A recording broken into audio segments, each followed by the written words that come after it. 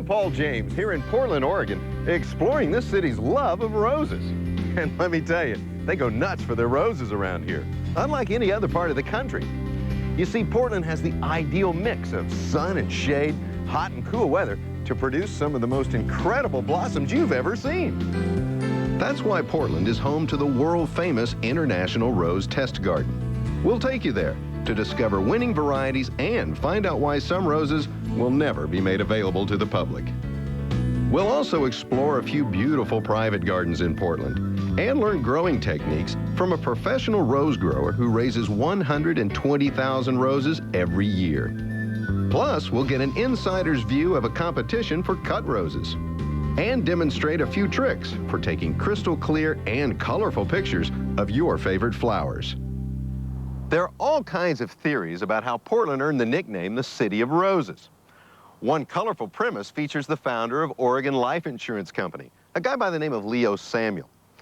Now, storytellers claim that Leo, around the turn of the century, would hang scissors on the rose bushes near the front of his house. Passers-by could then select their favorite blossom and walk away with a gift.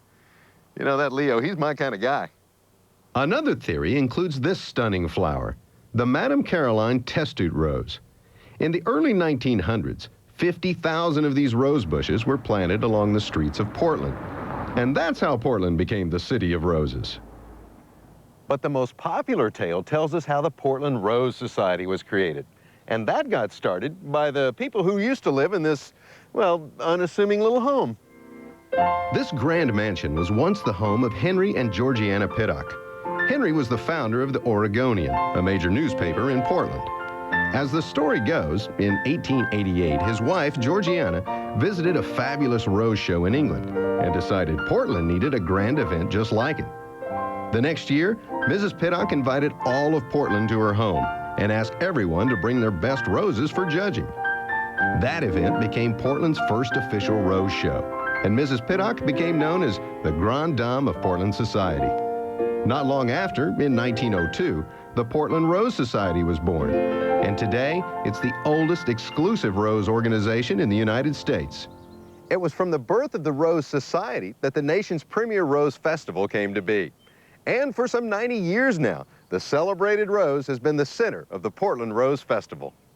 The month-long celebration welcomes more than 2 million guests each year to rose competitions, a waterfront festival on the banks of the Willamette River, and the Rose City's most popular event, the Grand Floral Parade. 1907 was the first year for this parade, and the premiere was a success. It was described as the most lavish spectacle of its kind on the continent. Over the years, the parade just kept getting better. You can see how the floats, the parade's most popular feature, became more elaborate as well. In its history, the Grand Floral Parade has only been canceled 3 times. Twice for world wars, and once for the rebuilding of the stadium, where the parade had been staged. But when the parade was on, the people came in droves. And even in the Oregon rain, they came to see the spectacle for themselves. You know, parade floats have come a long way since the early days when a few flowers were stuck on a car or truck. In fact, these days floats can take months to build and cost thousands of dollars, as much as $50,000. Now, we're here in a warehouse where a number of the floats are being constructed. And Greg Tamlin of Studio Concepts is here to tell us how it all gets done. Greg, how many floats are you building this year? Well, Studio Concepts is building 23 out of the 26 floats in the parade. That's a lot of floats. That's a lot of floats. It's a lot of time, a lot of hard energy. We start in February and get ready for a June 6th parade. And tell me, how does it all begin? Well, it all starts with an idea. We basically come up with a concept, then we work with the sponsors on developing that concept so it follows the theme of the parade, which is Ticket to Adventure this year. And then we develop different sort of ideas. We then process those into mechanical drawings. We start going, and then away we go for a couple of months, and we get ready for this parade. And how are they constructed? What's beneath all this? Well, they're based on, all the solid base of all these is either built on a pinot, ranging from a pinot all the way to a school bus, depending on the complexity and the weight of the float. And what are the judges looking for? Well, the judges look for a variety of different things. We look for humor. They look for dramatic impact. They look for use of flowers. They also have a spirit award where they look for how much of the group that's decorating the float, how they're involved in it, how much camaraderie they're together. And then they judge on the connection to the theme of the parade. Well, with the parade just hours away, people all over the place are frantically putting the finishing touches on each and every float.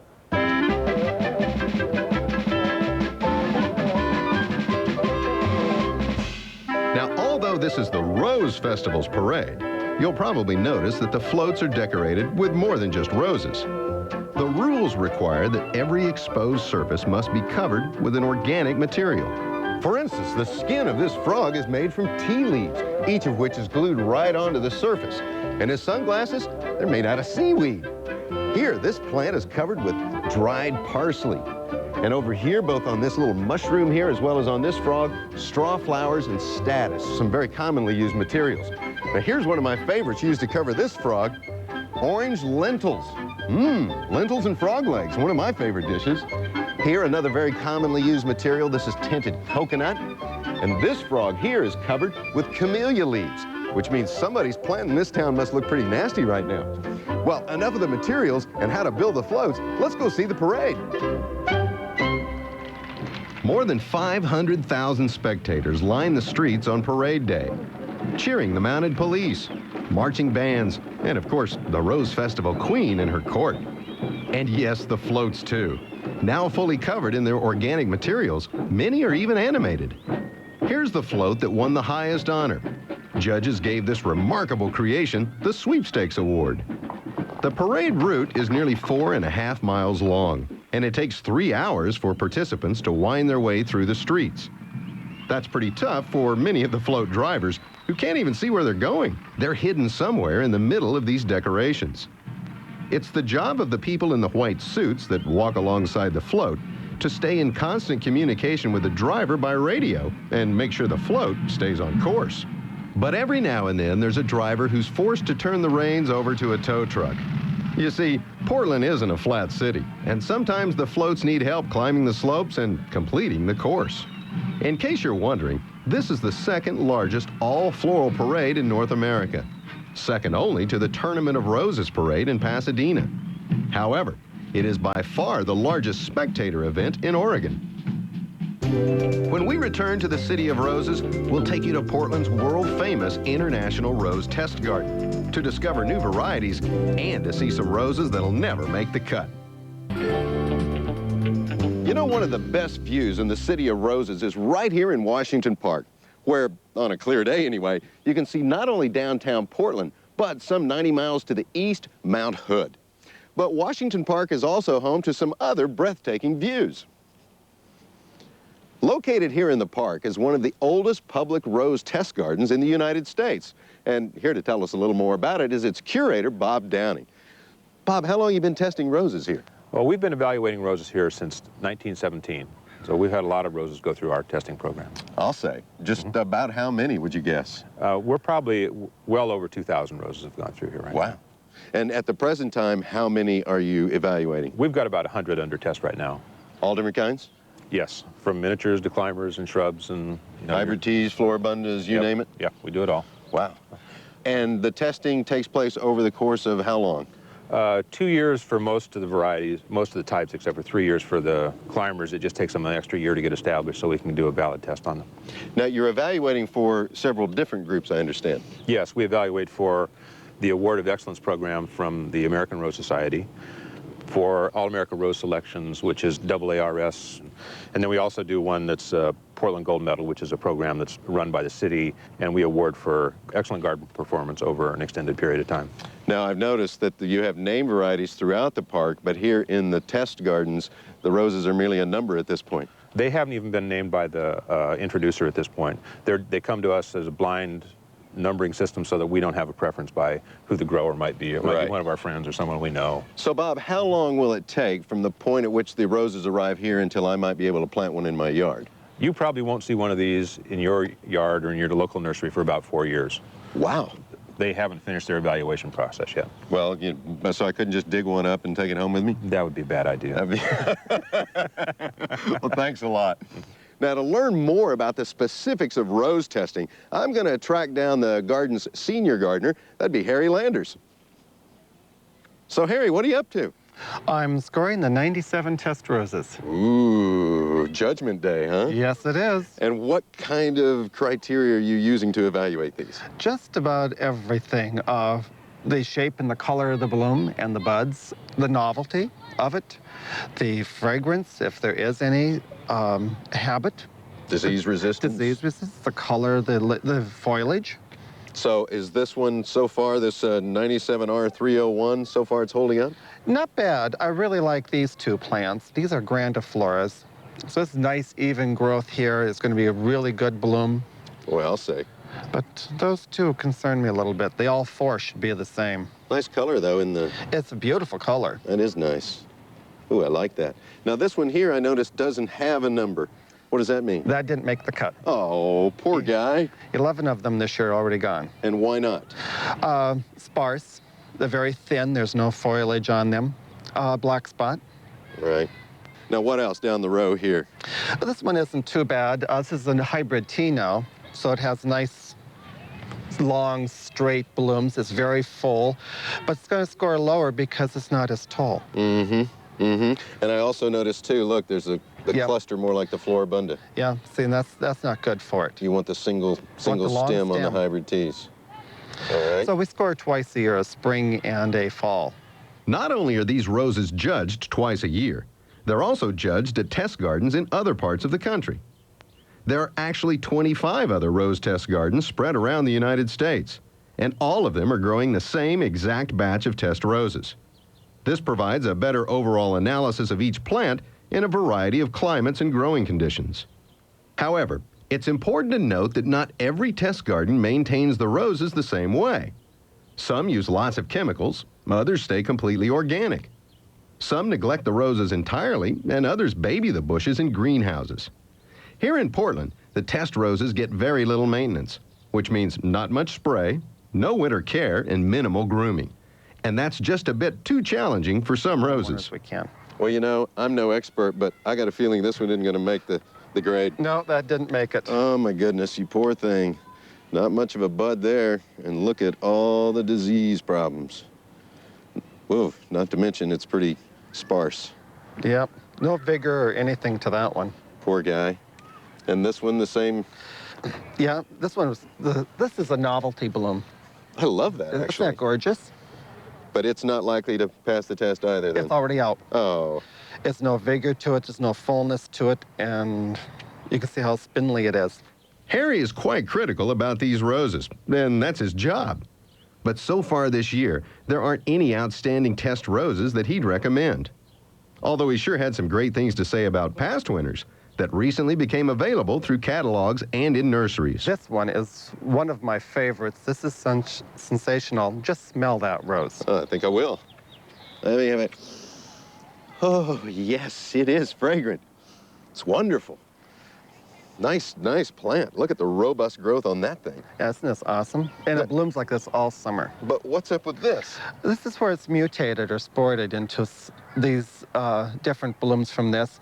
And this rose will actually do it, so you can get a variety of color on one rose. Some will even come out solid. Wow, so you just sort of wait for the surprise every year? And each bloom will be different. Huh. And over here, clearly a winner. This is timeless. This is another great rose. Look at all the buds on this thing. Yeah, this is going to be an awesome rose to have. And it is indeed a red rose, isn't it? Wow. Now, there's one over here that really caught my eye. I love this. This is First Light, and this is one of my favorites, too. This is a landscape rose, something that the homeowner can have in place of just regular shrubs in front of their home. It doesn't need to be dead-headed if you don't want to.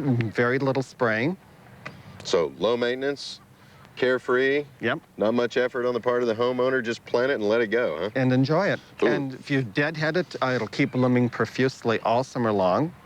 And you can see with the buds, it's going to be just a solid mass. And if you don't deadhead it, you'll get the hips. Yeah, this really is nice. It's one of my favorites here, actually. It is nice. Harry, thank you so much. You've done a wonderful job here. It's a beautiful garden. Thank you. Now, when we come back, we're going to do a little judging of our own. We're going to drop in on a prestigious rose show and take a look at some cut roses. Welcome back to the City of Roses. I'm Paul James. You know, one of the biggest events here at the Portland Rose Festival actually takes place in a mall. And no, I'm not talking about a shopping contest. Actually, I'm here at a spring rose show that's been a part of the Portland Rose Festival for more than 100 years. Rosarians are here from all over the country, pampering their cut roses in hopes that they'll win the big prize. And to tell us a little bit more about this whole thing is Barbara Baker, past president of the Portland Rose Society. Hi. A lot of flowers here. A lot of flowers How here many? today. We had about 1,500 entries into about 180 classifications. Wow, goodness. Well, I tell you what, I know next to nothing about judging roses, so Okay. why don't you take me through Okay. and tell me a little bit about what happens. Okay, well, this is one of the entries that you could have entered, and this is the best vase of 5 pink roses. And this was our winner of the trophy, and the reason this exhibit won is because the roses all look the same. They have good form, the foliage is good, it looks really great when you walk up and look at it. Whereas this one's got just a few blemishes here and there, although still beautiful roses. Absolutely, beautiful foliage, but they're a little small and they could be opened a little bit more. But clearly, I think this was the prettier entry and the winner today. Very nice. Right. And here we have the roses in a box display, huh? That's correct. Yeah, the English box has been around for a while. This exhibit, where the exhibitor wants you to look at just the roses, just the buds. And what you want is the flowers to look very similar in form, in shape, and the colors should complement each other and have real good substance. Well, be very fresh. Given those criteria, I think I can determine then that this would be the winner, right? That's correct. This one, as you can see, they're beautiful roses, but the 2 roses here on the sides are a little bit small. They don't look similar to the other ones. Right. And we do have a little bit of damage from the weather here on these. So That's this a beautiful clearly, color there, right? that I is like that one. beautiful. Yeah. All right, now moving right along, what do we got here? Well, this is the big granddaddy of them all. This is what people enter for, is so that their rose could be queen of the show. And that means that their rose is the very best rose in this show on this day. And to enter this classification, it has to be a hybrid tea rose, can't have any side buds, and it has to be a perfect rose with a good high spiral. And That means right up in here, all the way up to the top there? That's correct, a nice center. It has to be very fresh, have great color. The foliage has to be perfect and very clean, and it has to be symmetrical, not only the bloom, but the whole display. So this was our winner. This is it? This is it. This is the queen of the show queen of right the here. show. Wow. Hi, how you doing? And here, this is... This is the king of the show, which would have been second place, and this is a beautiful display as well. The foliage is very symmetrical. The flower is not quite as crisp as this one. Right. The form is gotten a little loose, but nevertheless, it's a good display that's very symmetrical. And there is a third prize? Third prize. This rose Queen, is a king, and... princess. Princess, okay. Right, and this is a very beautiful red rose. The substance is good, has a nice high center. Right. I think they probably took off some points here because it looks a little bare here, and there's a few little tears here on the leaves, but nevertheless, a beautiful rose, and took third place in the show today. They're all gorgeous. I can't wait to cruise around and see the rest of them. Thank Please you so do. much. Yes, Enjoyed thanks. it, and I learned a lot. Good, thank you.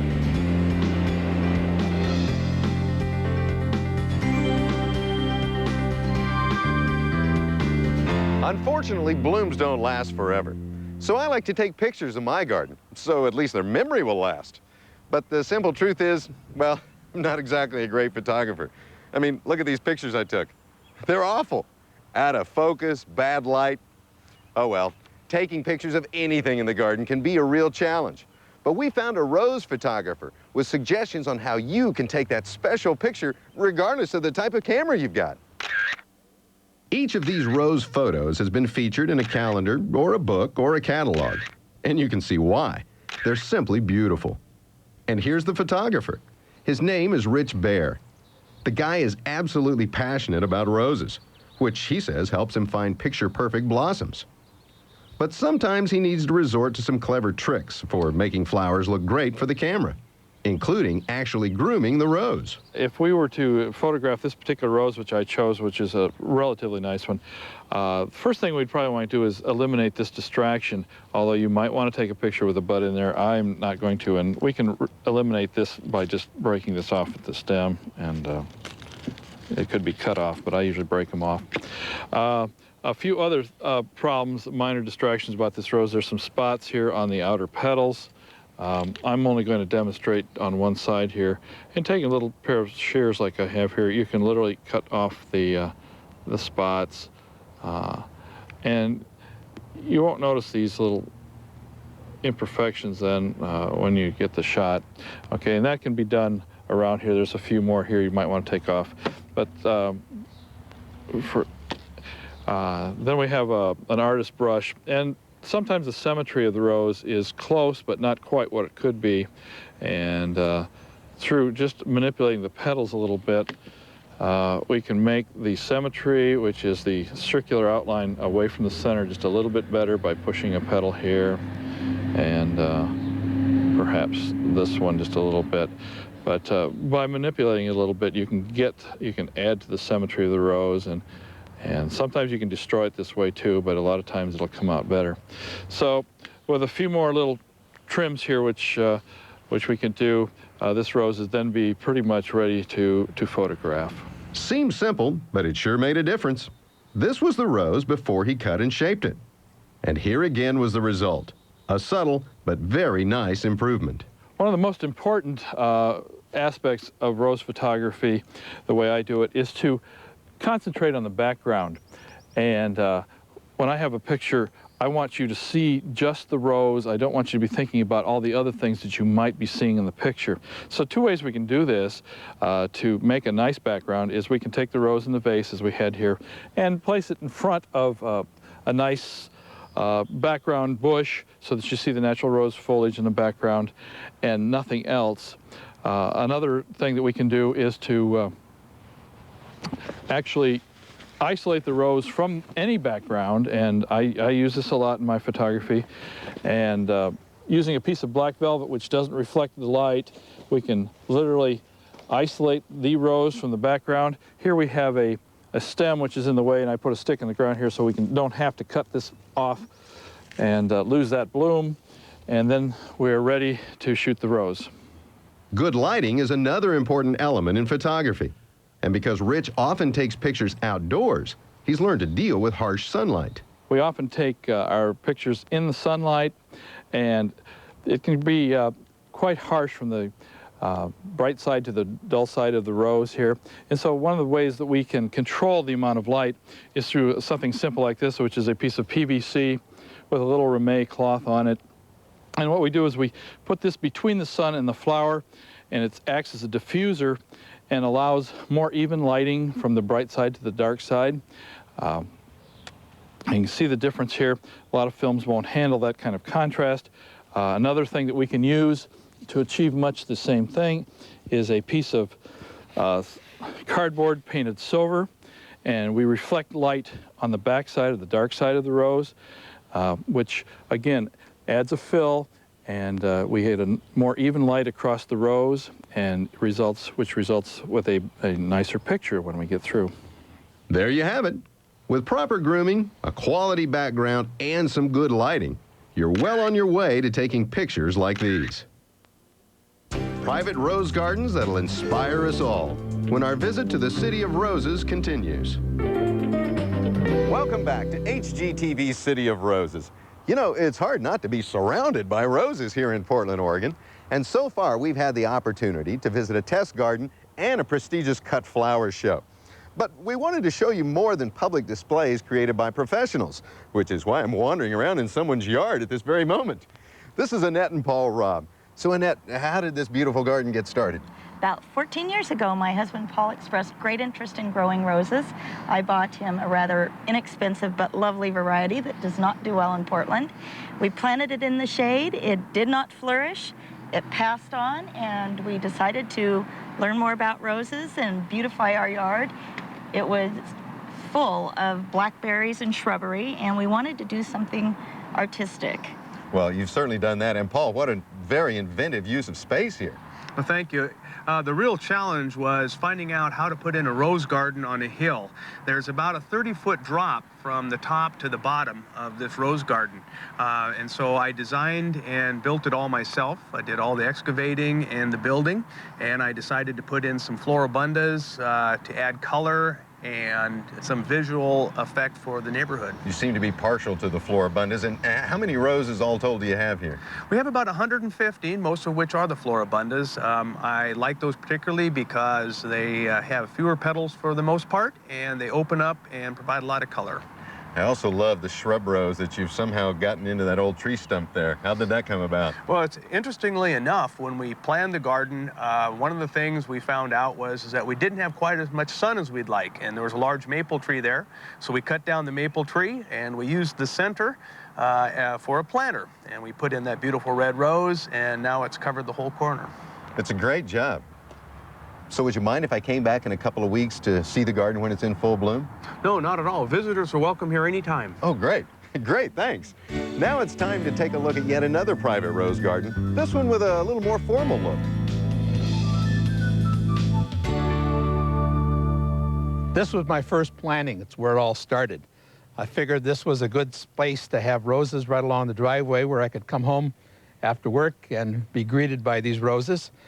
And I chose bushes that had lots of color to them, that were vigorous, good foliage, disease resistant, that would put on a good show. And this is a good example. This happens to be my favorite rose, which is a Lieberschaber. Came from Canada, and it is very hardy, puts on deep color. Not really a strong exhibition rose, but certainly a nice one to have in the yard. You may notice that at this end of the garden, I have the purples and the mauve-colored roses because they prefer a shady spot and a cooler temperature, and that seems to work very well there. On the other hand, near the street, I have the fragrant roses, such as Double Delight, Fragrant Memory, because the scent sort of drifts down toward the sidewalk along the street, and people can enjoy the scent there as they walk by. Well, Stan's driveway was just the beginning. He also created a raised bed garden for his miniature roses and dug up 2,000 square feet of grass to create a formal garden, complete with entrance arbors, walkways, and a sitting area.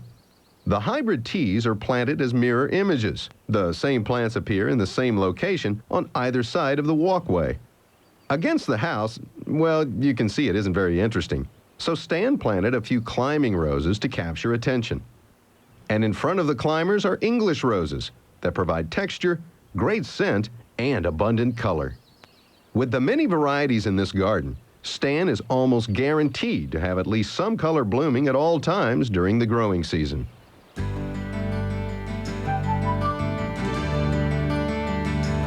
One more stop on our tour of private gardens here in Portland. This is the garden of the president of the Portland Rose Society, Cheryl Bear. We basically have three different kinds of gardens in our garden. We have the more formal that you'll see around the yard with a focal point. We have semi-formal, which are large plantings that you will find around the yard. Then we have the informal, which we've just put around the house or in places where we just want to see roses grow. So we have varieties, and our landscaping has been much of it unplanned, so to speak. Some of it has come about because as we were digging up certain beds, we found rocks, and we decided we'd leave them where they were, and we made a rock garden basically out of it and planted it with roses.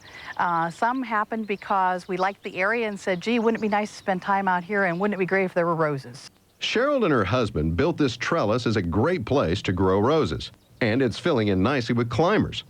But the idea behind this trellis wasn't just another place for flowers. They also use it to help block their view of that two-story garage in their neighbor's yard. Ah, landscaping does wonders. Now, something that Cheryl does want to see in her garden is an awful lot of the same color. Pink is obviously my favorite color, and if you look around the garden, you're going to see a predominantly pink and pink blends. If it's any other color, it's because my husband has planted it, and I'll see it when it blooms and tell him about it. But you'll see a few yellows, a few oranges, but you're going to see predominantly pinks. Because it tends to blend in with things. If I want to do an arrangement for the house, I don't have to worry about stark colors and things combining with it like you do with the red roses. The yellows tend to fade out in the heat. The pinks hold, and there are so many different colors that'll go with them. They're great for arrangements.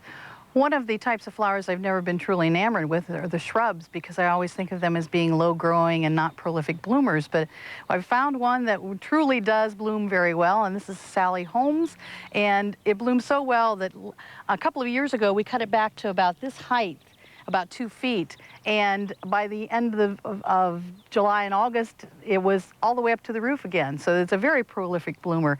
And as you can see on this one, it becomes one of my favorite because it's pinkish. During the spring months, it'll lose all of this and become very, very white as the summer progresses. Many of you may be thinking, geez, taking care of these gardens has got to be a full-time job. Not true, says Cheryl. I probably spend maximum 4 hours a week in the rose garden, and my husband likewise. So there isn't a lot of time spent in our rose garden, but the results are wonderful. Growing advice from a man who produces 120,000 roses a year when we return to the City of Roses. Ordinary cleaners. I love Zap. I pour it on, wipe it off. I don't scrub. Everything shines like new. It is a miracle. When you order now, you'll receive the Zap Concentrated Restorer. Welcome back to the City of Roses. I'm Paul James. You know, earlier we promised you some great rose growing advice. Well, what better place to get that than here at the headquarters of the Edmonds Rose Catalog? And who better to give us the advice than Phil Edmonds himself? Phil, how in the world did you get in the rose business? Well, actually, I grew up in the rose business. My father started this company almost 50 years ago. Is that right? And you grow a lot of roses, We I grow understand. 120,000 roses a year. That's a lot of sell them roses. through our catalog, right. Well, you know, I want to start with the basics here of how in the world do you go about planting a bare root rose. Can you help us there? I sure can. Let's have at it. Take a look over here. This is a bare root dormant rose plant here. And it's not dead. And it's not dead. No, actually it isn't. Actually, it's starting to grow right here. It's been in refrigerated cold storage, and that's how we store them over winter and ship them out in early spring to different parts of the country as it turns spring. To do it, we like to start with a nice size hole, make the soil nice and pliable, well-drained area, good sunny location. Roses like the sunshine. And so we'll start by adding a little bit of mulch to this soil. Here, let me help you there. I That'll love be great. this Getting stuff. that dirt, yeah. And then just kind of work it in so it opens up that soil really nice, because we have clay soil here in the Northwest. And then you know, people have this kind of soil all over the country, I'm afraid. Yeah, I think they do. But what we do is we'll prune the roots back a little bit so that we didn't have to dig too big a hole. And you're not harming the plant in any way? Not a bit, not a bit. And then we'll cut the string off here. And you see this little outside protruding eye. We want to kind of prune just above those eyes so that we'll direct the growth out away from the center of the plant. Right. And it really doesn't matter how tall or how high you prune them. Some of these are a little too much. We don't need all that stuff there. Now again, that looks pretty severe. It is a little bit severe, but it really actually will grow really well after you've planted it or pruned it that way. So we take the rose, lay it over a cone in the bottom of the hole. And here in the Northwest, we like to plant with the bud union, which is where it's actually attached to the shank, just above the ground level. Now in the Midwest or upper Midwest, where it gets severe cold in colder climates, you want to plant it so that it's an inch or two below the soil level. Right. But then we take some soil, fill in the hole, and add some more mulch at the same time so that we've got some nice there you go. growth like that. We can actually bring that in like that. Firm it a little bit. Firm it a little bit. We want to water it in real well. And then one thing that is not often mentioned when planting a bare root rose, I like to take some of mulch and actually cover up the plant completely after you've planted it. Just take a few shovelfuls and put it right over the top of the plant. And why is that, Phil? Well, if you're planting in early spring, sometimes you can get a late frost or you can get real early sun. And this rose has been in cold storage and dormant for so long, it doesn't have any feeder roots. Right. And those feeder roots start to grow first in the ground. They start to grow and start pulling moisture up into the canes. If the canes are exposed to dry, sunny weather, they can actually dehydrate and the rose could die before it starts growing well. Gotcha. Before getting those roots. Well, now at some point then, would you go ahead and pull this back? Exactly. After 3 or 4 weeks, you just uncover the rose and it'll have that new red growth growing right up out of the mulch, right through it. And that is what it'll do. And you can leave that in place right there, just as a surface mulch. It's a good surface mulch, keeps the weeds down, keeps the moisture in, doesn't dry out as fast. Okay, those are good planting tips. Now, Right. Another point that I know a lot of homeowners have a lot of trouble with is pruning. Can you show us how to prune a rose? Absolutely. We can go prune one just like it was early spring. Let's go.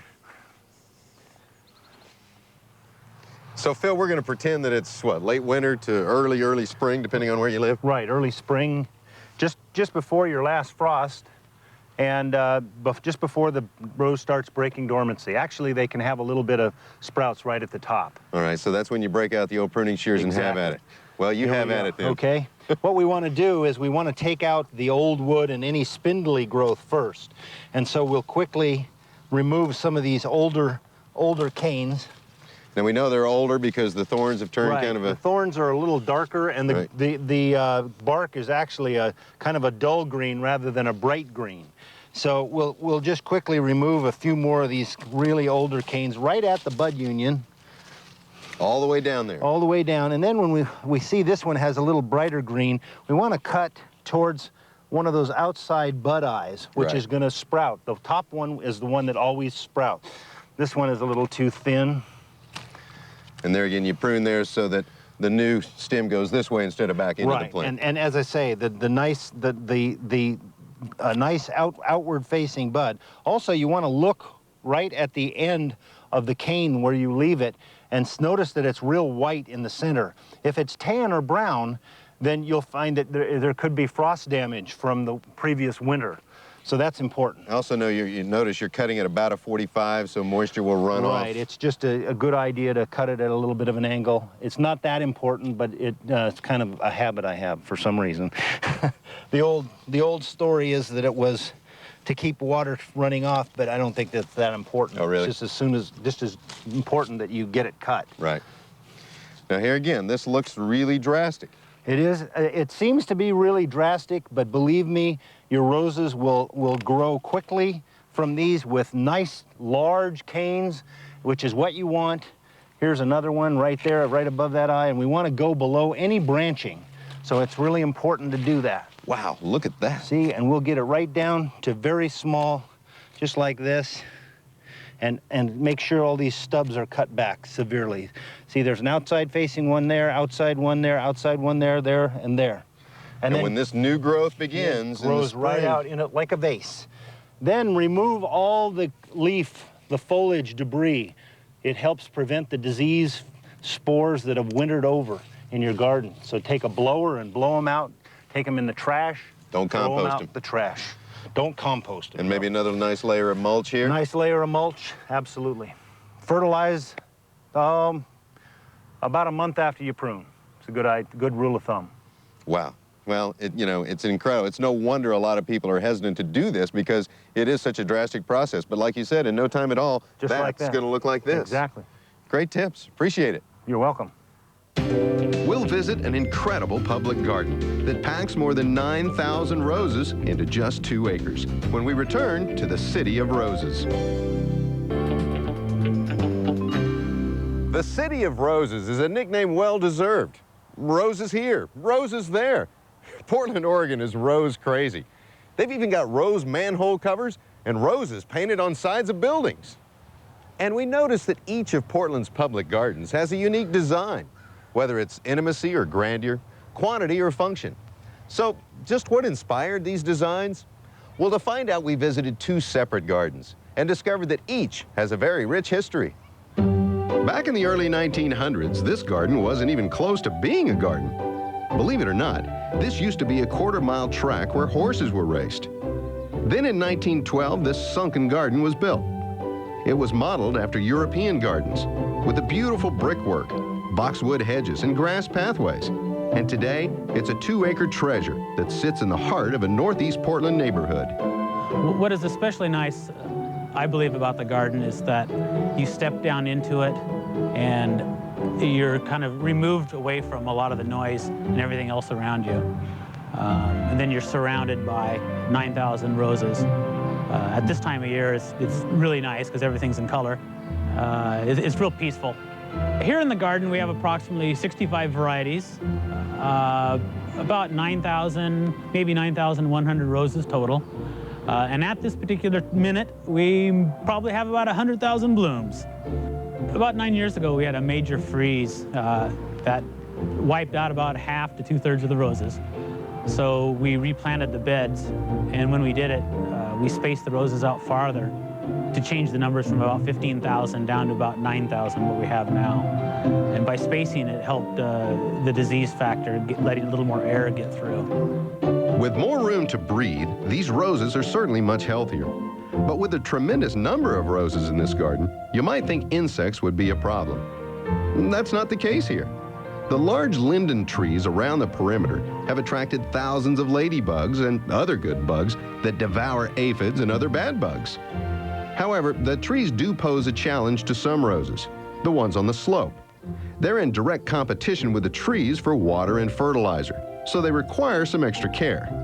Gordy says it's worth the extra care because these roses on the banks and elements like the climbers on the iron trellises really help set this garden apart, adding a nice height variation. You have different levels of plant material. You have the lawn, is one level, the boxwood hedge, which borders the beds, and then all the roses. And then the climbers give these little accent pillars, which kind of block everything in. It helps add to the formal overall design. Just 5 miles south of Peninsula Park's Sunken Garden is this garden, and 2 more just like these. They're the Rose Gardens of Ladd's Addition, Portland's oldest planned community. The layout of this 126-acre neighborhood is based on street patterns of Washington, D.C., with a diagonal street system surrounding a central park. Also included in the design were 4 diamond-shaped parks located on the points of a compass. Within each of these diamonds are more diamonds and a center circle just like the neighborhood. Together, all 4 parks are home to over 3,000 roses, with the main purpose of being appreciated. One thing that's characteristic about this garden is that it's a departure from the more formal European idea of a garden where you might have little boxwood hedges or something separating you from the garden so that it's only for viewing, not for smelling or touching. And the designers of this garden wanted people to learn about roses. Since Portland's the Rose City, they wanted people to be able to come up and smell the rose and touch the rose and get to know about the rose. So that's one thing that is characteristic of this garden that we still enjoy today. Not only are these gardens inviting, colorful, and fragrant, but they happen to host a few unique varieties. We have in this garden roses that are not grown anyplace else in a public garden in the world. And they're old roses. A lot of them come from the 20s and the 30s. They were introduced at that time. And we've got them here, and they can only be propagated by cutting. One of those is President Herbert Hoover, a very vigorous hybrid tea that isn't grown anymore. One is Sister Teresa, a really beautiful rose that we have over here that nobody knows anything about. We don't know who she was or who even hybridized or introduced the rose. It's a mystery rose. It's a beautiful rose, though. There are a few other roses that are also exclusive to these gardens, including the Grand Duchess Charlotte. And then there's this beautiful Floribunda called Floridora. Just a few more reasons why Portland is nicknamed the City of Roses. When we return, we'll show you a rose that begs to be neglected. HGTV, Box 50970, Knoxville, Tennessee.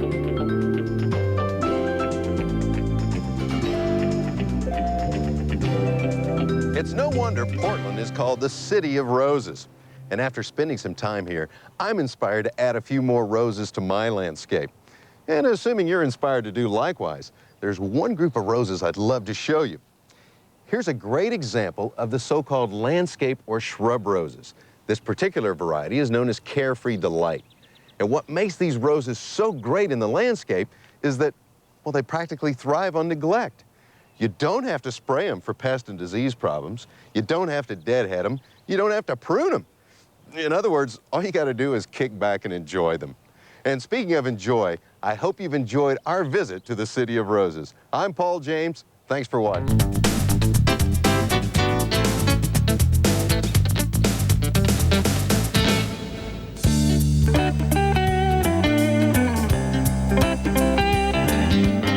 You know, on grade A days like today, while most people are headed for the indoors, I'm headed for the garden. Because believe it or not, now is an excellent time to plant flowers. They're less likely to suffer any kind of shock with the clouds above our head.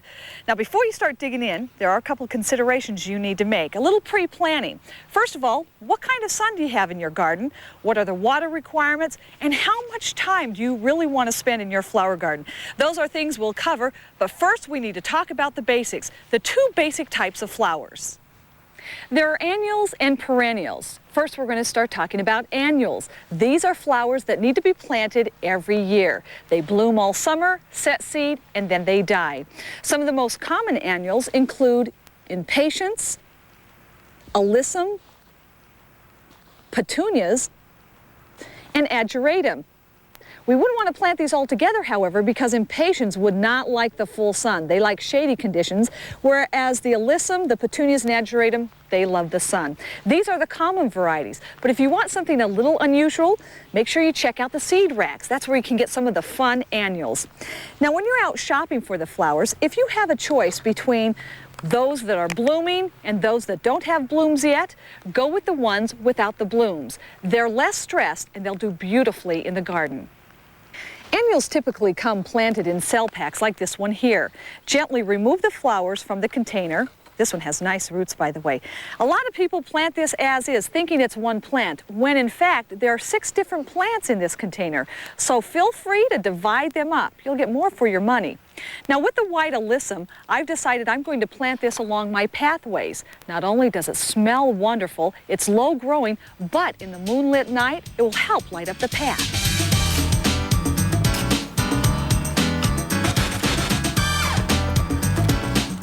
When planting your annuals, make sure you plant them as deeply as they were in the containers. Water them when they need it and fertilize them. I don't like to do it initially because I amended my soil, but every few weeks I'll scratch in an all-purpose 10-10-10. The flowers will love it. They'll continue blooming. Speaking of blooms, if you want those blooms all season long, when the flowers start to fade, pinch them off. It's called deadheading. The flowers will love it. Doesn't this path look nice? Let me show you what else we can do with annuals. They're great around a base of a tree. Not only do they look good, but they help protect the tree from lawnmowers and weed eaters.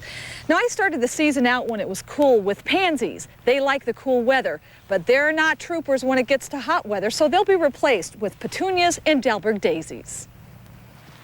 Now, the second group of flowers are called perennials. They come back every year, which means you only have to plant them once. Something to keep in mind if you're looking for a low-maintenance garden.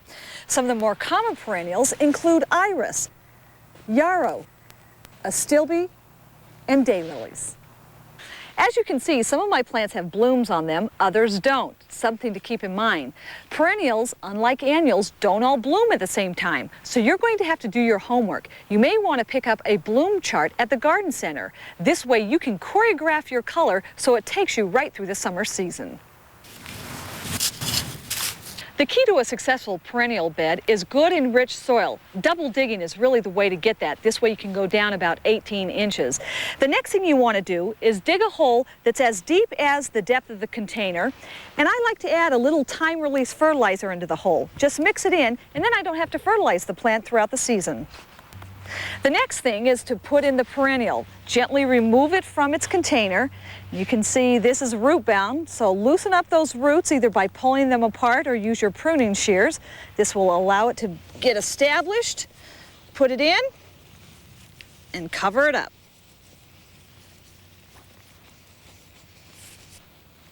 Now, all perennials require a certain amount of space, so make sure you read the label and space them accordingly.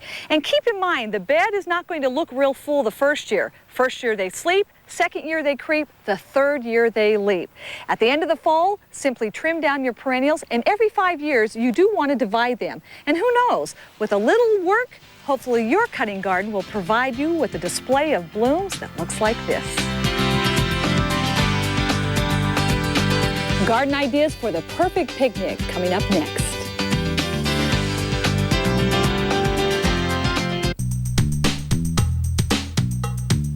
You know, there's nothing like a perfect picnic to get you in a good mood. But before you pack your basket, cruise your garden. You'd be surprised at the number of great things growing that can make your picnic that much more enjoyable.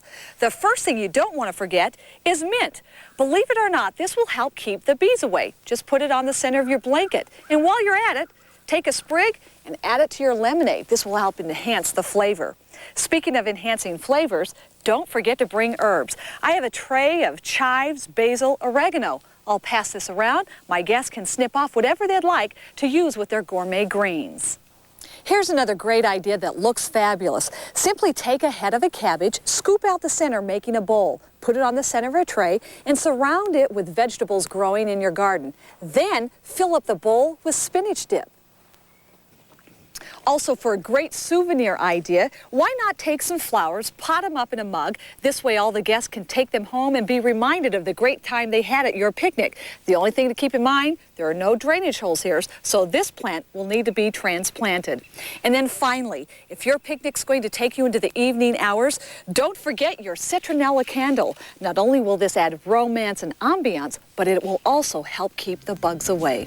Well, there you go, a couple of great tips so you can have a perfect picnic, and hopefully you'll enjoy.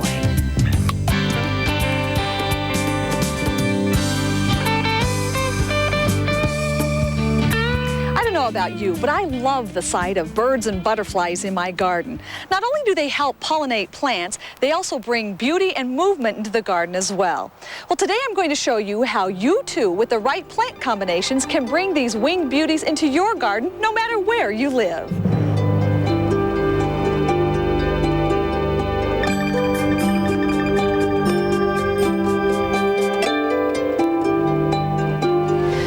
Backus is horticulturist here at Butterfly World. She teaches people about butterflies, so we're very honored that she's going to be teaching us. And I think the biggest thing that you mentioned is that these guys don't live very long, so we have to supply them with a very adequate environment. What is that environment? Okay, since a butterfly only lives for around 2 weeks on the average, you have to supply two kinds of plants for them. The first plant is the nectar source, and that's what they're going to use as energy food. It's basically sugar water, and that's what they're going to use to fly around in search of their host plant, which is the second type of plant that they need. And the most important plant is the host plant, because without that they won't be able to lay their eggs and reproduce.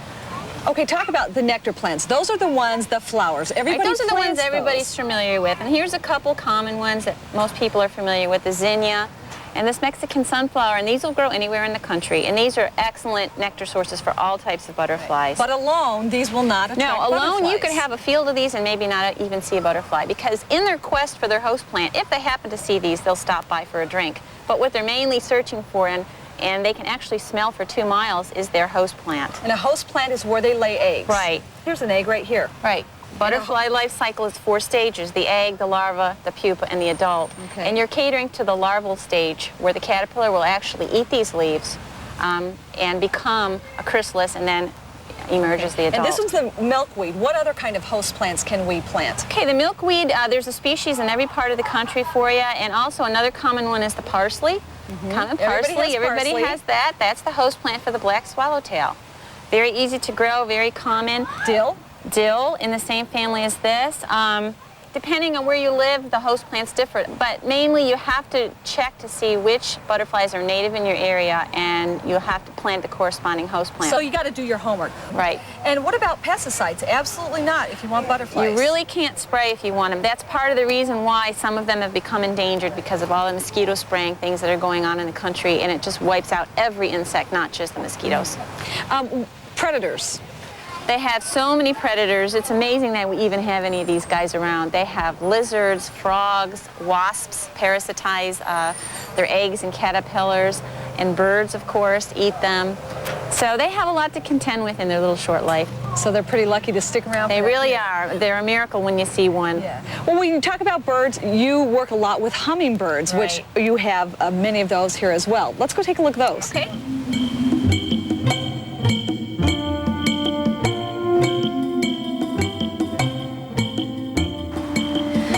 Now, Donna, when it comes to attracting hummingbirds into the garden, are the plants the same as for butterflies? They're a little bit different. With hummingbirds, you need to plant something generally red and something that's tubular. And some of the plants that you could use would be the red salvia Here's a plant right here we can take a look at. And this is common throughout the country. It's red salvia. There's lots of different kinds of salvia. Another good one is the common petunia. Petunia is an excellent. Sure. Bee balm? Bee balm's a good one. The trumpet creeper vine that grows throughout most of the country, that's an excellent one. That's probably one of the best. They tend to go for the red tubular flowers. The red seems to have more nectar in it, and that's why they favor the red. Another way you can keep hummingbirds in your yard once you've attracted them there is to hang a simple hummingbird feeder, one which you'll feel comfortable to change every 2 to 3 days. You want to use a solution that's 1 part sugar to 4 parts distilled water. You don't want to use chlorinated water. And the hummingbirds will actually remember where that feeder is from year to year. And it's very important that you need to change that water every couple of days. Every 2 to 3 days, because if you let it ferment and get sour, they won't come back there. Oh, that's important. What about the red dyes that people put in them? And that's totally unnecessary and could be harmful to the hummingbirds. Oh, that's good to know. What other kind of benefits do the hummingbirds bring to the garden? Well, most people don't realize this, but hummingbirds are big insect eaters. They really need the insects for protein, and they'll actually look for insects as much as they'll look for flowers. Oh. So they also eat mosquitoes, gnats, spiders, fruit flies. Great, an added things. bonus. Well, Donna, thank you so much. You've been so informative. I know I've learned a lot. A couple of things to keep in mind. If you want to attract butterflies, think 2 kinds of plants. You need a nectar plant, you need a host plant. And with the hummingbirds, think red, think tubular. And if you're going to hang a hummingbird feeder, make sure you change that water every couple of days. Coming up, I'll show you how to teach children the ABCs of planting their own garden.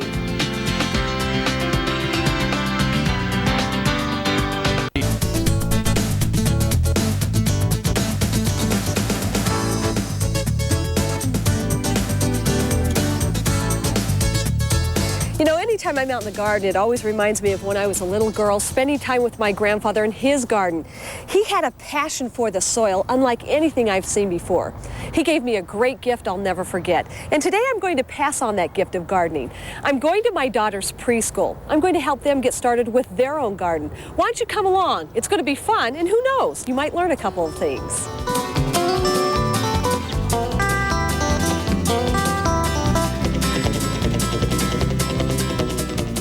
What do you think is very important for a plant to grow? Rain, which can we fake the rain? Sun. Well, we could fake the rain with maybe a little bit of water. Sun. Couldn't we? Yeah. And sun, they need sun. And what else do they need? And rain. They need food. And where do they get the food? From the soil, okay? Starting with the basics is helpful when getting kids interested in gardening. But remember, they pretty much have one goal in mind. I want to get my hands all dirty and mighty. I like to get my hands dirty too. So enough with the explanations. Now the fun part, digging into the soil and filling up the containers. I like to recycle plastic bottles by cutting them in half and poking holes in the bottom for drainage. Dump it in and scoop up as much as you can, and then you just rub off the top, and there you go. Like any group of gardeners, you have your shy types who need a little coaxing. Scoop, scoop, scoop, scoop, all the way to the top. Rub it off. There you go. While others are more aggressive. Then there are those who can't seem to find the containers. You've got some soil to take home to your mom, right in your pocket. That's very exciting. You can take that home and shake it in the garden. And of course, you have the experts who know exactly what's up next. We're just going to plant seeds. What we're going to do now, I want you to keep in mind, seeds don't like to be buried real deep. In fact, if you bury them too deeply, they won't grow. All right?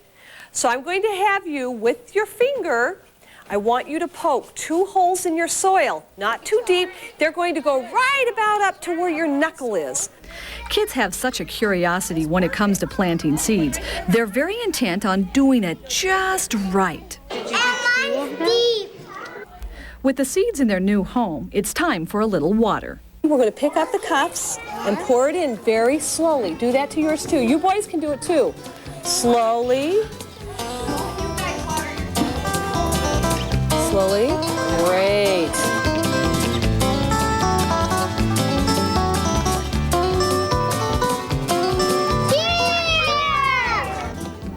With markers in place and plants carefully covered, our young gardeners have one step left to complete their introduction to gardening. Now, our plants need what to grow? Water and soil. And what else that's outside? They need some sun. So we're going to take them to the window, but you've got to be very careful and pick them up from the bottom and hold them on the bottom. And then we're going to put them in front of the window, okay?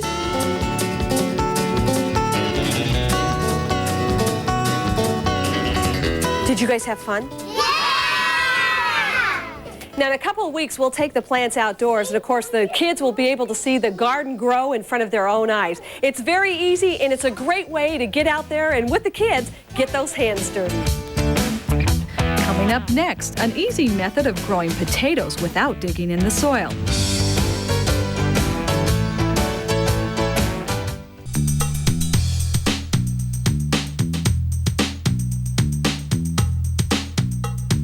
There's nothing quite like the taste of a homegrown potato. If you've ever had one, you know you'll never be back to the grocery store again.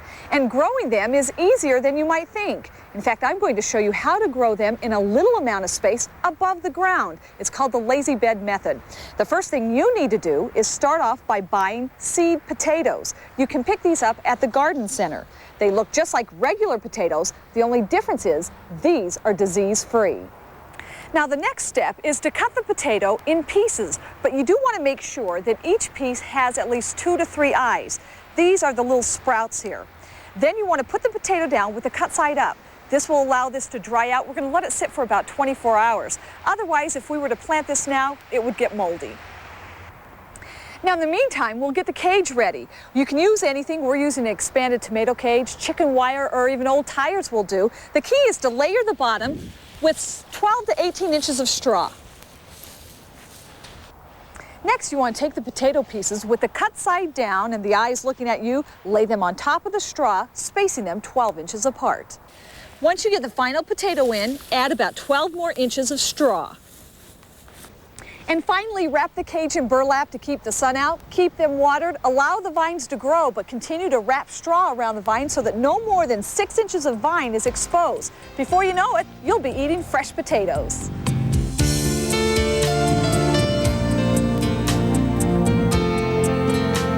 Well, it's almost time to wrap things up, but before we go, I wanted to leave you with a couple of reminders. When planting your flower garden, try to mix annuals with perennials. This way you'll get a succession of blooms all season long.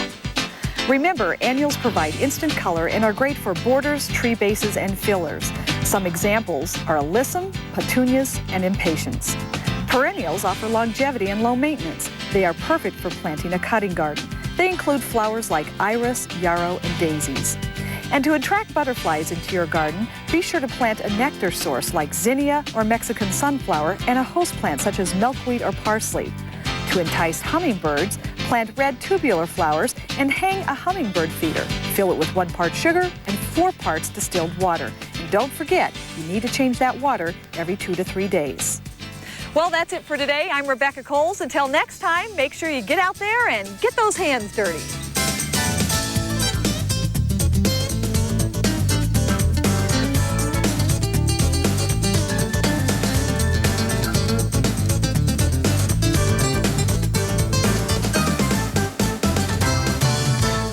Get ready for the fall premiere of Rebecca's Garden magazine, featuring 40 ways to stretch the season. Starring my favorite flowers of the frost and the best bets on broccoli for a fall harvest. Plus savory herbal vinegars and round wreaths of rosemary. It's a thumbs up on this issue, so be sure to pick up a copy at newsstands today. Or to subscribe, call 1-800-840-2556.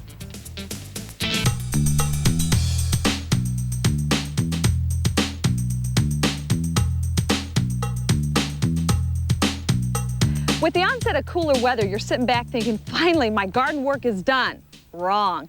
Now's the time to get out and really pay attention to your garden, especially if you have rose bushes, because you don't want old man winter to come and take a hit on these because they won't be here next spring if he does. A couple of things you should have been doing by now. Cut off the fertilizer. You don't want a deadhead. You don't want to prune. All these would encourage new growth. That's not what we want for winter. What we want to do is get the plant to go in a dormancy period. We want to continue watering the plant up until the ground freezes solid.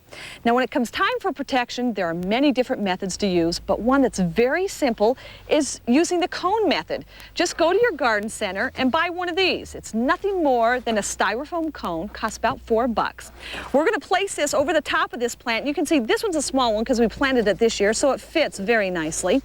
Take the top off, and on the inside, we're going to fill it with a shredded mulch or a bark or even some leaves. Or you can use peat moss or potting soil, which are especially effective in keeping temperatures steady. Also, to prevent overheating, keep the top off, except for during the coldest days of the year. Now you can see it works wonderfully for this, but for this one, it's a bigger bush, so we're going to take twine. We're going to gently wrap this around the plant, pulling in the canes so that it will fit the cone. And then same thing, put this on top, fill it up, insulate it. Your roses will be nice and toasty during the winter season so that next spring, when you take the cones off, we've got beautiful blooms once again.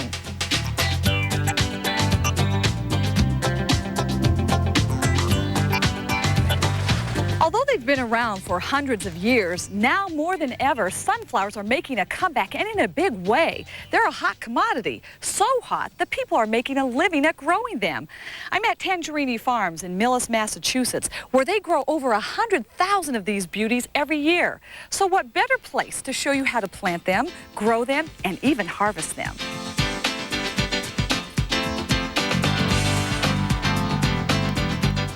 Sunflowers are an annual, which means they have to be planted every year. We're going to do that from seed. Before you get out there and start planting, make sure all threats of frost have gone, and also pick a sunny location with well-drained soil. Now, what I've done here is I've mixed in a well-balanced fertilizer that I picked up at the garden center. Typically, the ratio is about 1 cup per 10 feet. Just mix it into the soil. Then comes planting. Now, the seeds come in all shapes and sizes, but for this one here, we're going to plant this about 1.5 inches to 2 inches deep. So we're going to put that down there, cover it up, and then space them out about 1 foot or more apart from each other. They need space to grow. And if you want a continuous harvest, make sure every 2 weeks you come out and plant more seeds. That's about it. We're going to keep these watered, sit back, watch them grow. Let me show you the results.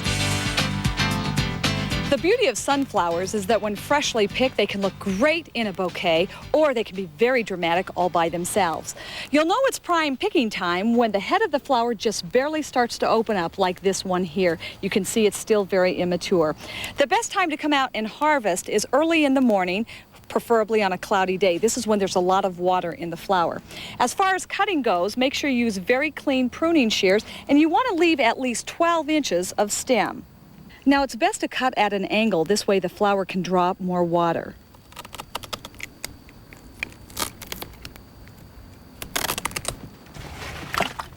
Then it's important to get them into water right away. And if you want them to last, put them in a vase, change the water at least every day, and these flowers will last for a couple of weeks. Now, if you're growing the flower for its seed, the rules are a little different. First of all, you can tell that the seed is beginning to mature. You can see the black and white stripes here. The best thing is to go ahead and leave the flower on the stalk, but then you're going to contend with the birds. So if you're going to leave it out, you're going to have to cover up the heads. Cheesecloth is excellent, or some kind of bag. Otherwise, what you can do is wait until 2/3 of the seed is mature, then bring out your pruners, cut down about 18 inches. We'll take it in to dry. Now, this is what the flowers look like after they've been drying a few weeks in a very airy location. You can see they're turning brown, which is good, but watch how easily the seeds come away from the head. So simply just rub them away, and you've got your seeds. Now, I've been talking about one variety of sunflower here. There are many more I'd like you to see. Well, there she is, busy at work, Laura Tangerini, the woman that runs this farm here. First of all, your place is beautiful. Thank you very much. Did you ever imagine that growing sunflowers would be so lucrative?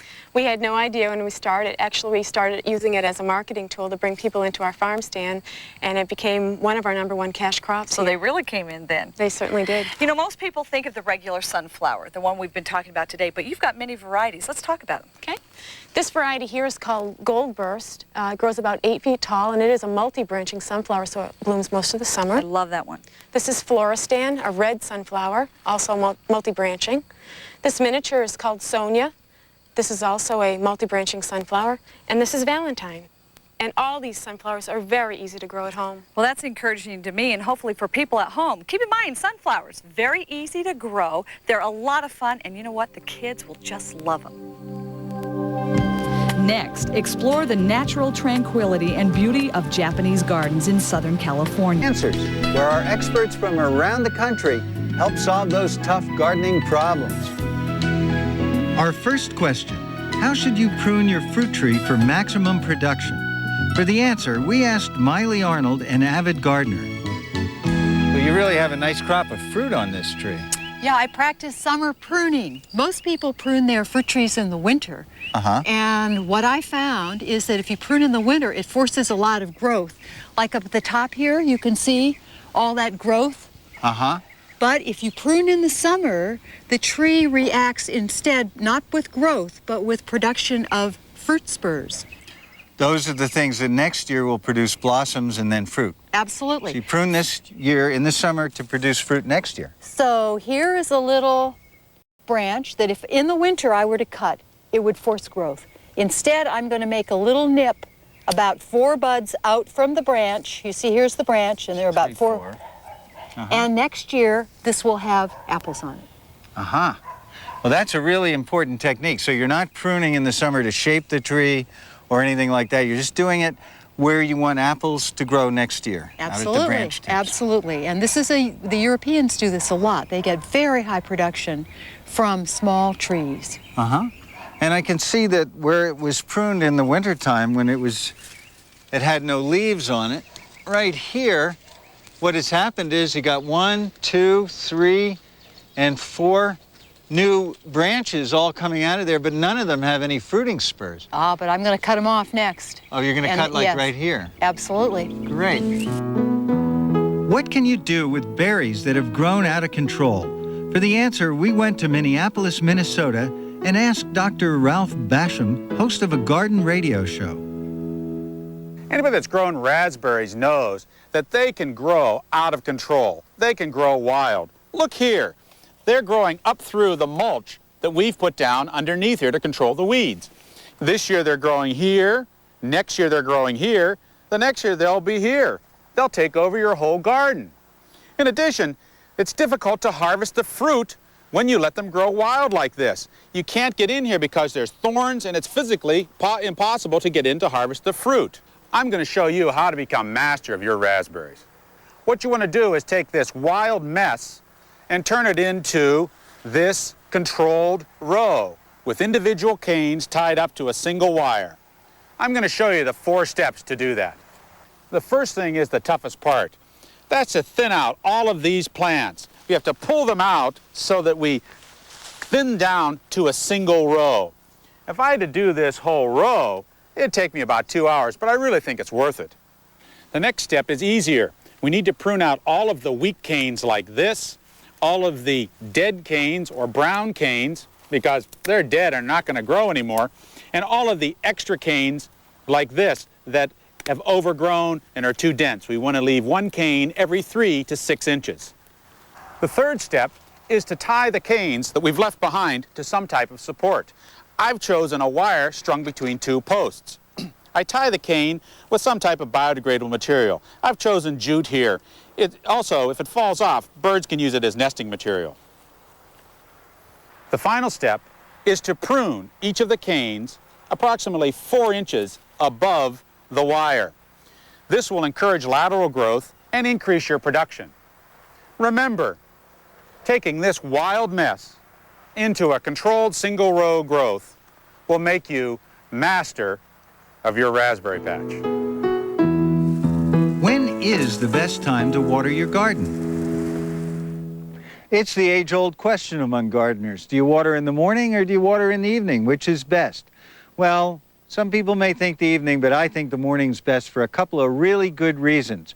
Reason number 1 is that means the plants are going to have water during the hot part of the day, and they're not going to be stressed for water. You're going to have them nice and moist as they enter the heat of the day. Secondly, some people think that the droplets of moisture and water on leaves act as lenses that burn the leaves. Not true. That's a myth. And finally, the reason that I think it's most important to water in the morning is that by the evening time, the water's going to evaporate off the leaves and they won't enter the cool and damp nighttime wet, which could promote rots and diseases. So, as I say, water your plants in the morning. And by the evening time, they'll be dry and they'll go through the hot part of the day feeling really comfy. Coming up next, garden designer Keela Meadows shows how to compose beautiful arrangements in pots.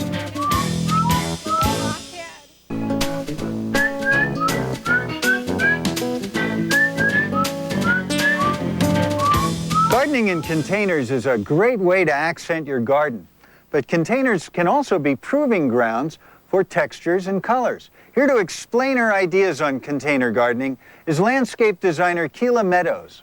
You know, here you have a pot and it has different textures in it. It has the different foliage of the thyme and then of the succulents, so you can see the different textures and you can still see if other colors are going to fit because you're in a pot. So you have this place. Do you want to put this with this color scheme? Yikes, no, I don't, no, not that one. Do you want to put this with this color scheme? It's better, but not great. Okay. Here's some other options. How about putting this with this color scheme? Oh yeah, see, that works beautifully. It just picks it right up. So here you have this pot. You've already tested your plants in the small scale before you went out and bought all the plants for a big space right here. So now you can take this color scheme and move it right into the garden. Great. Now show us another tip about how we can add more artistic elements to a garden using a container as an example. Okay. So here you have a container where you've tested your color scheme. To make it more artistic, you might do things like adding some rocks to it, or you might actually try a little piece of sculpture, like a ceramic head. Try this kind of thing someplace, or maybe something like a ceramic vegetable. And you can, again, start to see, do you like something more figurative and fun and whimsical, or do you want something whimsical that has the same imagery as things you'll find into the garden? Those colors also work just beautifully in that container. These colors work together. Also, rocks are another thing you can use to make your planters more artistic. And again, you'll find that you can pick up the hardscape, your patios, with rocks. And so you can test that out and also make a planting more artistic. Mm-hmm. The color of that rock works beautifully with this barberry, the dark leaves of the barberry and the nice kind of coral pink of the roses. I think that's the thing you start to be sensitive to, is like these subtle colors in the rocks, picking up the subtle colors in your leaves. Mm-hmm. And look at that piece of pottery over there. Maybe that would work in there. Well, everybody has broken dishes. And so broken dishes might be something that you just decide to put into your garden. Actually, it works great. The sun's coming up behind the rock. It coordinates with this barberry beautifully. That's a great idea. Well, let's try another plant to see where it works. What do you think? It works pretty good in there. I think we have some better options here. Well, let's try it over here with the yellows. No. I mean, I think it's pretty with the yellow, but we need a bunch of them if we were to use them. Yeah, how about here? Well, it obviously matches nicely with these roses and also definitely picks up these kind of coral colors in the leaves of the berberis. Mm-hmm. So I would say this plant is at home here. So it's a good test. It's a good test, and then you can look at this color palette that you've created and the textures, and you can move it into a whole bed in the garden. And this way, you can test out the colors before you put it in the garden, where you're going to need many more plants. Well, when I do a container like this, do I need any special soil, or do you just use regular garden soil? Just like every place in the garden, the soil is the key. It's always your key, it's always your secret, and so you have to use a really good, fast-draining container mix. Mm-hmm. Well, these containers are absolutely beautiful, and I think that anybody who sees them is going to be inspired to do something like that at home.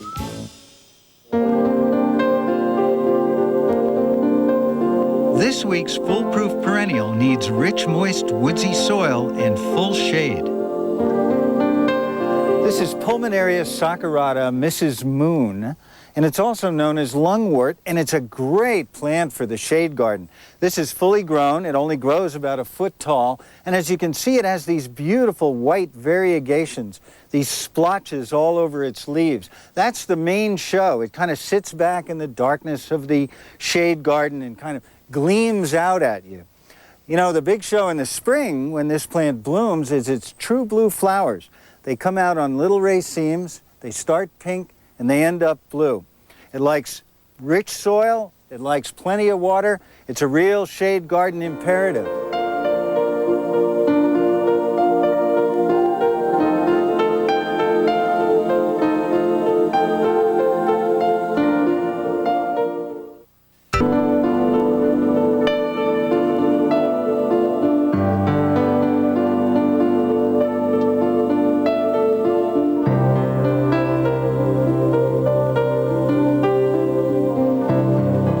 Have you ever noticed there's a kind of internal weather? Sometimes we're all sunny and chipper, other times it's close and overcast, and sometimes it's downright stormy. That's when I think of the garden and of rain. The rain and the storms refresh the gardens. The plants love it, the birds play in it. Maybe our rainy and stormy days inside nourish us in secret ways. Maybe we should welcome them as just a change in the weather. And remember, the sun will be out again. I'm Jeff Cox. Thanks for watching.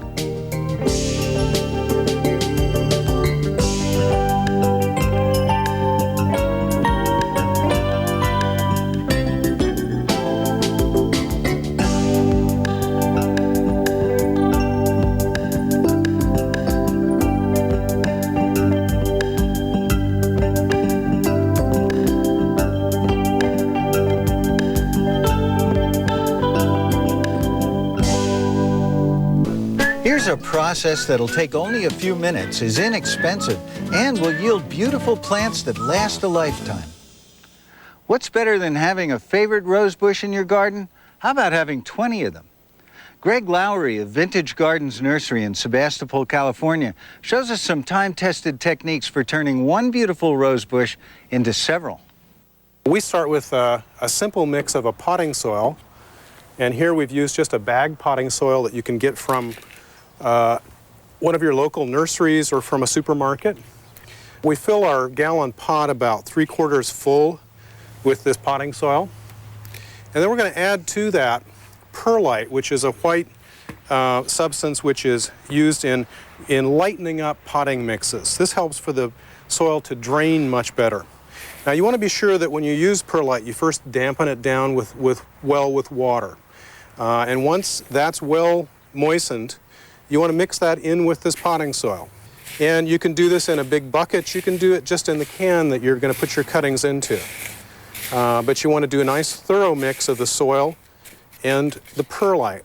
The second step is going to be to prepare your cuttings. And what we're looking for in a good rose cutting, one that is going to root very well, is a stem that is producing a flower at the time you take that cutting. This is a wonderful example of a rose called La Marne. It's an old polyantha rose. You want to start with a nice pair of sharp shears or secateurs so that you can make a nice clean cut.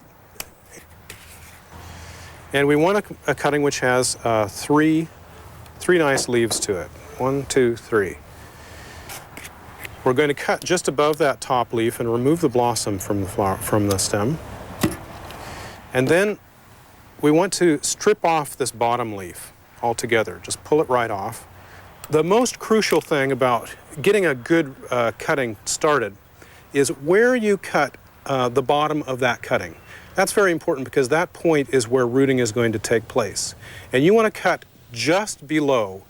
We like to come as close as a 1/16 of an inch below the scar that's left behind by that little leaf. Cut a nice clean cut across there. Once we have the cutting prepared, we want to put it into a rooting hormone of some sort. Now this is a liquid rooting hormone that I've prepared, which was a ratio of 1 part hormone to 5 parts water.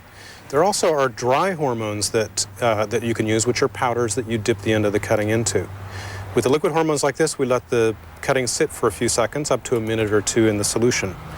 While we're letting it sit in the solution, we want to prepare some holes in this potting mix in which we can insert our cuttings. That way we don't rough the cuttings down into the mixture, but we very gently drop them into a hole. So our cutting is going to be inserted into one of these holes that we've prepared, and we want to snug it carefully down into that hole, right up to that middle leaf, and then very carefully but firmly tap it into position there so that it's nicely held in the soil. And finally, we want to make sure that we water this mixture in very well once more. So we've watered our soil in prior to putting the cutting in, but we want to thoroughly water it in afterwards. Now the last step is to create an environment that this rose cutting is going to root well in. And that means high humidity and moisture. What we'll do is we'll place, this is a great old-fashioned method of creating a kind of greenhouse in a pot. You want to take a few little cut-off bamboo stakes, snug them down to the bottom of that pot, and then take a plastic bag, something that you've gotten from the grocery store, and pull it down over the stakes to create a kind of tent or mini greenhouse over that cutting. You want to make sure that the cutting is kept moist, so every day you're going to want to lift up the plastic and add some water to it. Test it for moisture, but add a little bit at any rate each day. It'll take 3 to 4 to 5 weeks for the cutting to root, but in about 6 or 8 months' time, you'll end up with a rose like this. And there you have it. 4 fairly simple steps for starting roses from cuttings. It's an easy thing to try at home. We know you'll enjoy doing it, and we wish you the best of results. Coming up next, an appreciation of microscopic miracles.